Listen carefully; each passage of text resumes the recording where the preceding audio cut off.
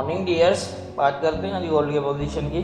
पहले हम अपनी कल की एनालाइज देख लेते हैं। कल हमने जब गोल्ड को एनालाइज किया तो 1997 के आसपास मूव कर रहा था और मैंने ये कहा था कि 1998 जो है वो इम्पोर्टेंट है, यहाँ से रिजेक्ट होने के चांस हैं। यहाँ पे रिजेक्शन देखिएगा, यहाँ से अगर ये रिजेक्ट हुआ तो 1981 तक नीचे आएगा और अगर यहाँ से ब्रेक कर जाता है ऊपर की तरफ तो फिर ऊपर जाने के चांस होंगे। लेकिन कल इसने प्रॉपर 1998 से ही रिजेक्ट हुआ और कल बैंक हॉलीडे था यूएसए में, तो उसकी वजह से कुछ ज़्यादा मूव नहीं हुई और इसने तकरीबन नियर अबाउट 1990 के पास जो है वो लो लगाया और यहीं पर जो है इसकी मूवमेंट रही इसी एरियाज़ के अंदर।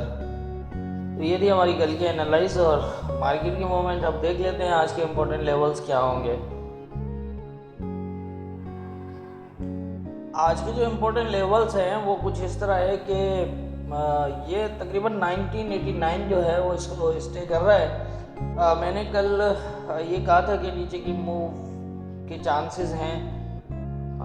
आज वीकली क्लोज है, हो सकता है ये वीकली क्लोज की वजह से यहाँ पर स्टे कर जाए और नीचे सेलिंग जो है वो आप 1989 का जो ये एरिया है इसके नीचे H4 के क्लोज के बाद ही कंफर्म देखिएगा, या फिर इसके नीचे स्टे करे। इट मीन्स कि दो H1 के एक साथ क्लोज भी लगा दे तो काफ़ी हद तक चांस हो जाएंगे नीचे की तरफ। अगर H4 से पहले भी अगर ये लगाता, हो सकता है कि H4 के क्लोज से पहले मतलब ना लगाए, नीचे कहीं लगा दे, लेकिन अगर H1 के दो क्लोज भी एक साथ लगाता है इसके नीचे 1989 के नीचे तो फिर काफ़ी हद तक चांस होंगे।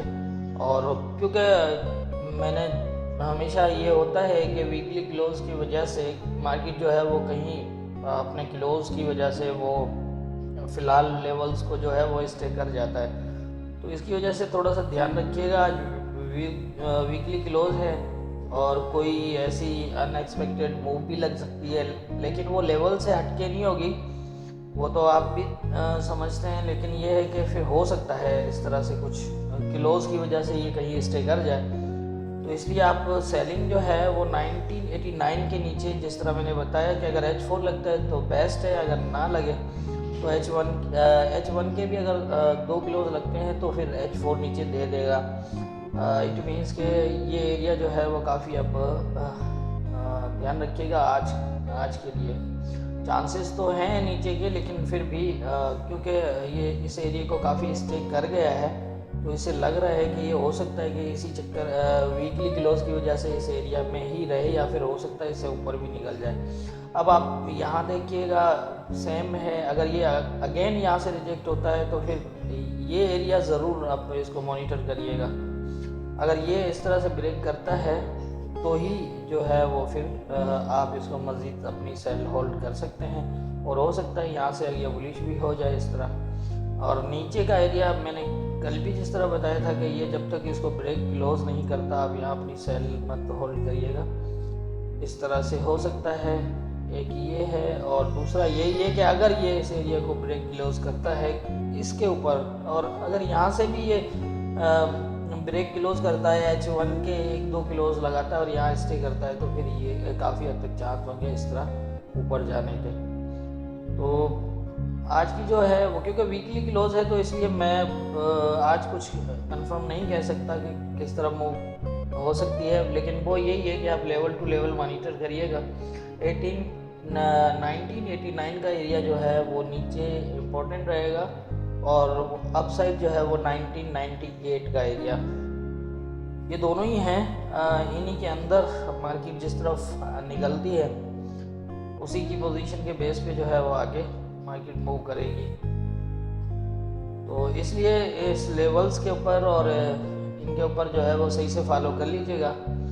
जिस तरह मैंने बताया है कि 1989 के नीचे और क्लोज किस तरह, और 1998 के ऊपर क्लोज, मतलब ऊपर और नीचे ये बीच की एक रेंज है, इसके अंदर ये अप डाउन मूव कर रहा है। अब कल भी इसने वही किया है तो आज भी आप इसी एरिया में ही देखिएगा।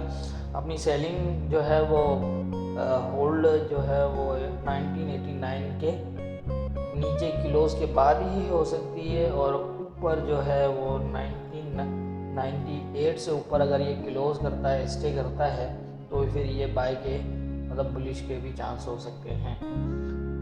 लेकिन ज़्यादा ऊपर के चांस मुझे तो नज़र नहीं आ रहे, क्योंकि नीचे का लेवल ब्रेक है जैसा परसों किया हुआ है, लेकिन फिर भी वीकली क्लोज की वजह से जो है वो कहीं स्टे कर जाए और फिर अगेन जो नीचे की मूव है वो मंडे को या फिर उस तरह से हो, और हो सकता है कि ये आज इसको ब्रेक क्लोज कर जाए नीचे की तरफ, क्योंकि डे का जो क्लोज लगा है वो थोड़ा सा लेवल से अप लगा है, तो इसलिए थोड़ा सा वो भी इंडिकेट कर रहा है कि हो सकता है कि मार्केट यहाँ स्टे कर जाए।